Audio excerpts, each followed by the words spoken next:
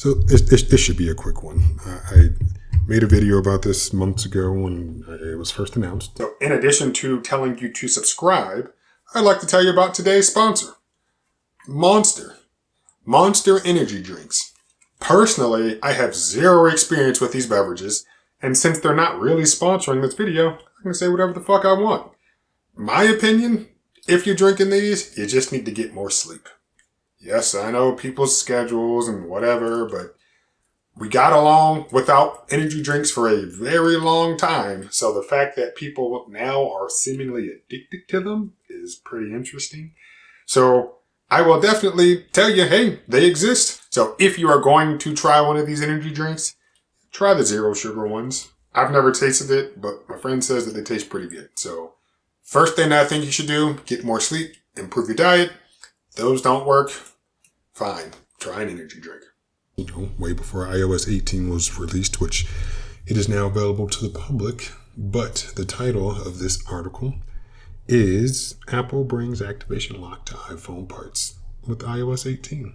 So for those of you who don't know, activation lock essentially says or means that when an iOS and macOS user has added their Apple account, now not Apple ID, but Apple account to their device, another person cannot activate that device. So you can reset it, but before you can actually start the operating system, it asks for the current owner's account information. And I think sometimes you can actually put in like the last known PIN of the device or something, password, whatever. But that was just a device level issue or restriction. Now that's going a step further, and it is actually applying to the parts of the device. Now, before we actually read some of this, the video I showed, it was a little Venn diagram and some other stuff, and I'm not going to bring it up, but essentially it's, okay, the complaint that people had was, Apple is doing what's called parts pairing. They are taking an inventory of the serial numbers of all the components of the iPhone and then tying it to that motherboard. So that way you can't just take the screen from an iPhone, an iPhone 15, let's say, and just put it on another iPhone 15. I mean, YouTubers have shown brand new out of the box. We can't just swap components because these parts are paired to the phone itself, to the motherboard. And I think Apple is trying to say, we'll reduce some of those restrictions, but we'll also then increase these restrictions. So, nothing has really changed. That's really what it is. I mean, I'd say the only saving grace might be, yes, if the previous owner does, in fact, remove their Apple Apple account from the phone, then the parts theoretically can freely be moved around. But we don't know if that's always going to happen, whether it's lost or stolen. Stolen definitely sucks. Lost sucks as well, but there was no nefarious actions going on. It's just, here's a phone that I found. Maybe I could use it for parts. Nope. If the person has identified it as lost or stolen, now you just have a $800 to $1,500 paperweight that you can do literally nothing with, and that's kind of how it is right now anyway. So they're just shifting how things are being controlled by Apple. That was weird. Okay. What was interesting, just side note, when I was scrolling earlier before I started recording, it was real janky. So as you just saw, the page reloaded because of a problem. So yeah, clearly that problem was persisting, and reloading the page fixed it. So yeah, earlier this year, Apple announced some changes to its repair policies. Overall, the company has made it easier for users to repair their phones with genuine used parts. However, at the same time, Apple also announced that it would bring activation lock to iPhone parts.